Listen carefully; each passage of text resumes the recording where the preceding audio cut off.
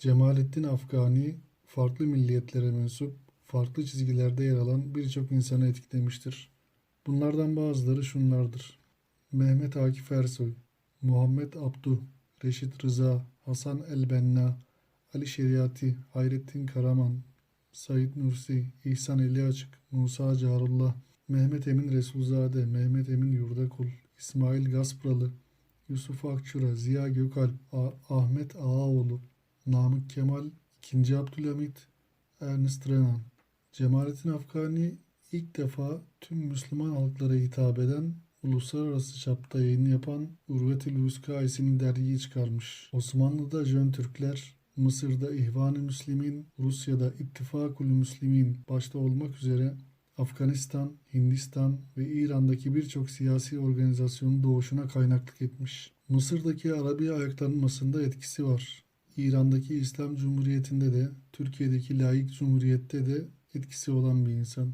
Cemalettin Afgani'nin İslam coğrafyasına etkilerini saymakla bitiremeyiz. Tarihte bir toplumu bu kadar geniş çapta etkilemiş bir insana rastlamak çok zor iken, Cemalettin Afgani'nin neredeyse bütün bir İslam coğrafyasındaki toplumları etkilemiş olduğu gerçeğini görmemek mümkün değil. İslam coğrafyasında nereye elinizi atsanız oradan bir Cemalettin Afgani hikayesi çıkar. Osmanlı'dan Rusya'ya, İran'dan Japonya'ya, Hindistan'dan Libya'ya kadar Müslüman toplulukların bulunduğu herhangi bir yerin tarihini araştırdığınızda o tarihçinin bir kısmında mutlaka Cemalettin Afgani'den izler göreceksiniz. Bu yazının başında adı geçen şairler, yazarlar, siyasi partiler, örgütler ve devrimleri ne zaman araştırmaya koyulsam her birinden mutlaka bir Cemalettin Afgani hikayesi çıktı. O yüzden merak ettim. Kim ki bu adam? Her taşın altından çıkıyor. Aslında kendisinin Türkiye'de basılı tek kitabı olan Dehriyûn-i Reddiye'yi lise yıllarında alıp okumuştum.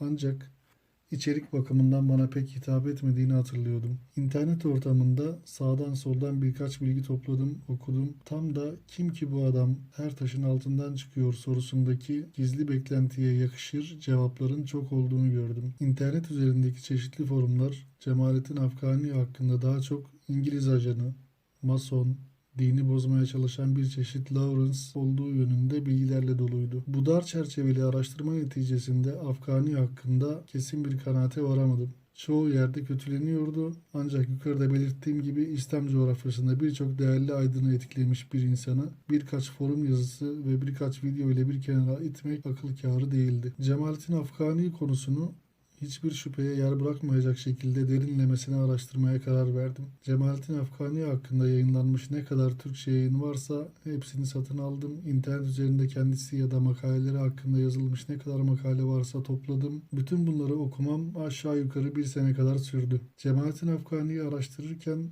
onun dine yaklaşımını en çok etkileyen Hindistanlı Şah Veliyullah Dehlevi'yi de bu süreçte ayrıca araştırdım. Onun da Türkçe'de yayınlanmış eserlerini, hakkında yazılmış biyografileri ve birçok makaleyi edinerek hepsini merakla okudum. Sonunda Cemalettin Afgani hakkında şüpheye yer bırakmayacak bir kanaate sahip oldum. Hakkında İngiliz ajanı diye sağda solda konuşanlar bu iftiranın delillerinin İngiliz istihbarat raporları olduğunu biliyor mu acaba? Ya mason olduğunu kanıtlamaya çalışanlar onun tüm biyografilerinde ve kendi beyanlarında bir dönem mason localarına üye olduğunu, hatta ayrı bir loca kurduğunu zaten açıkça söylediğini bilmiyor mu? Hiç sanmıyorum. Yoksa Amerika'yı yeni keşfetmiş gibi çığlık çığlığa yayın yapmazlardı. Bunların hiçbirinin farkında değiller. Zaten İslam coğrafyasında bilgi bilimsel bir etkinlik olarak değil, ideolojinin hizmetinde olduğu sürece kıymeti olan bir araç olmaktan öteye geçemiyor. İslamcı siyaset her ne kadar Batı kültürünü reddediyor gibi görünse de kendi kapasitesi oranında o kültürden yararlanmaya devam ediyor. Bilgi ve kaynaklarına yaklaşımı da bu çerçevede makyavelist bir zavallılıktan öteye geçemiyor. Cemalettin Afgani'nin dine yaklaşımı ve siyaset pratiği bakımından eleştirilebilecek birçok yönü var. Buna rağmen hiçbirinin söz konusu edilmeyerek saçma sapan suçlamalarla karalanmaya çalışılması İslam dünyasının acınacak halini ortaya koyuyor. Amerikalı Nikki Keddie, Mümtazer Türköne ve Alaaddin Yalçınkaya'nın Afgani hakkındaki kitapları adeta birbirinin kopyası. Diğerleri genellikle Nikki Keddie'den edindikleri bilgileri tekrarlamış, bunun üzerine kayda değer bir şey koymamışlar. Özellikle Mümtazer Türköne'nin kitabı Nikki Keddie'yi okuduktan sonra içerik olarak tamamen faydasız bir kitap olmanın ötesinde Sırf Afgani'yi aşağılamak, kötülemek için yazılmış olduğu her sayfasından anlaşılabiliyor. Afgani hakkında önereceğim en önemli kaynak 1884'te Paris'te yayınlanıp tüm İslam coğrafyasına ücretsiz olarak dağıtılan, İngiltere'nin siyasi baskıları neticesinde yayınına son verilen Urvetül Vuska isimli dergideki makaleleri. Bu makaleler dergi ile aynı isimde bir kitapta bir araya toplandı. Bu derginin Fransa'da yayınlanmasının sebebi o dönemde İslam ülkelerindeki İngiliz hakimiyetiydi. İngilizlerin sözünün geçmeyeceği bir yerden yayın yapmak elzem olduğundan Paris'ten yayın yapılması tercih edilmişti. Bu kitapta yer alan makaleler sayesinde Afgani'nin sömürgeci İngilizlere yem olmamak için tüm Müslümanları Osmanlı etrafında bir araya toplamaya gayret ettiğini, hakkında uydurulan İngiliz ajanı gibi iftiraların nedenli temelsiz olduğunu birinci elden bir belge ile görmüş olacaksınız. İkinci olarak Cemalettin Afgani'nin İstanbul'da yaşadığı son yıllarında sohbet meclislerinde bulunan en yakın dostlarından Muhammed Mahzumi Paşa'nın yayınladığı Cemalettin Afgani'nin Hatıraları isimli kitabı öneririm. İkinci Abdülhamit'in hatıratında yer alan Abdülhamid'in Cemalettin Afgani hakkındaki sözleri meşhurdur. Benim halife ünvanım İngilizler için sürekli bir endişe kaynağıydı. Bunu 2. Abdülhamit söylüyor. Benim halife ünvanım İngilizler için sürekli bir endişe kaynağıydı. İngiliz Dışişleri Bakanlığı'nda Blunt isimli bir İngiliz ve Afgani adında bir şarlatanın işbirliğiyle bir planın hazırlandığını keşfettim. Bu ikisi halifeliğin Türkler tarafından zor kullanılarak ele geçirildiğini ileri sürerek Mekke emiri Şerif Hüseyin'in halife ilan edilmesini savunuyorlardı. Cemalettin Afgani'yi çok iyi tanırdım. Çok tehlikeli bir adamdı. Mısır'dayken kendisini Mehdi ilan ederek tüm Orta Asya Müslümanlarını ayaklandırmayı önermişti. Abdülhamit'in sözleri burada sona eriyor.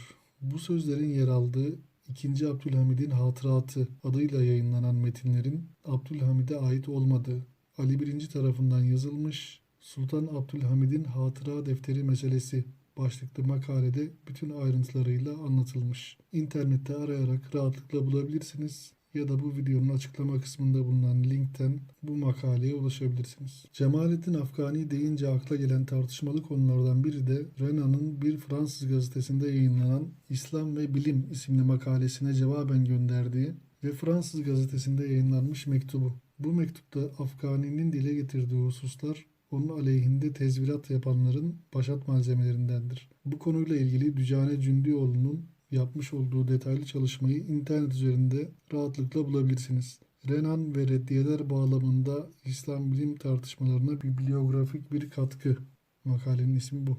Cemalettin Afgani hakkında detaylı araştırma yapanlar için de bu makale kritik bir öneme haizdir. Bu makale ile oryantalistlerin rehberliğinde hareket eden Müslüman aydınların acıklı ve utanç verici hikayesine tanık olacaksınız. Cemalettin Afgani biyografisinde dikkat çeken konulardan biri de gittiği tüm İslam ülkelerinden adeta kovulması. Afgani'nin 10-15 farklı kaynaktan biyografisini okudum. Biyografisinde dikkat çeken konulardan biri de hakikaten bu. Ancak biyografilerinde bunun sebebi üzerinde çok fazla durulmamış. Afgani'nin gittiği her ülkeden kovulmasının ya da sürgün edilmesinin sebebi o ülke hükümdarlarına parlamento önermesiydi. Afgani'nin aynı zamanda hem İslam Birliği hem Türkçülük hem de Arapçılık düşüncelerini teşvik etmesindeki hikmet de genellikle anlaşılamamıştır. Afgani, her Müslüman milletin kendi devletini şura usulüyle kurması, daha sonra bu devletlerin bir uluslararası çatı organizasyona entegre edilmeleri düşüncesini savunmuştur. Aynı düşünceyi Nutuk'ta Atatürk'te dile getirmiş. Cemalettin Afgani hakkında bugün dile getirilen ithamlar aslında yeni değil.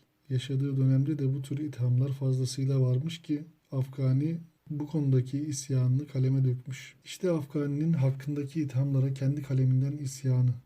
İngiliz halkı Rus olduğuma inanır. Müslümanlar Zerdüşt olduğumu zanneder. Sünniler Şii olduğum kanaatindedirler. Şiiler Ali düşmanı zanneder. Dört mezhebe mensup bazı arkadaşlar Vahhabi olduğuma inandılar. Bazı dürüst imamiler Babi zannettiler. Muvahhidler materyalist zannettiler. Ve sofu takvadan mahrum bir günahkar. Okumuşlar benim bilgisiz, cahil biri olduğumu göz önüne aldılar. Ve inananlar benim inançsız günahkar olduğumu zannettiler. Ne inançsız beni kendine çağırır, ne Müslümanlar beni kendileri gibi kabul eder. Cemalettin Afgani'yi tanıdıktan sonra hakkındaki ithamları görünce insan Afganistanlı mıydı, İranlı mıydı, Şii miydi, Sünni miydi, Mason muydu, ateist miydi gibi soruların ne kadar anlamsız olduğunu da görmüş oluyor. Cemalettin Afgani üzerine çalışan ve hakkındaki ithamların safsatadan başka bir şey olmadığını görenler, bugün televizyon ve gazete köşelerinden onun hakkında tezvirat yapan gazeteci ve tarihçi müsveddelerinin ne kadar tehlikeli birer beyin yamyamı olduklarını anlayacaklardır. Bir insan aynı zamanda hem Şii, hem ateist, hem Mason nasıl olabilir?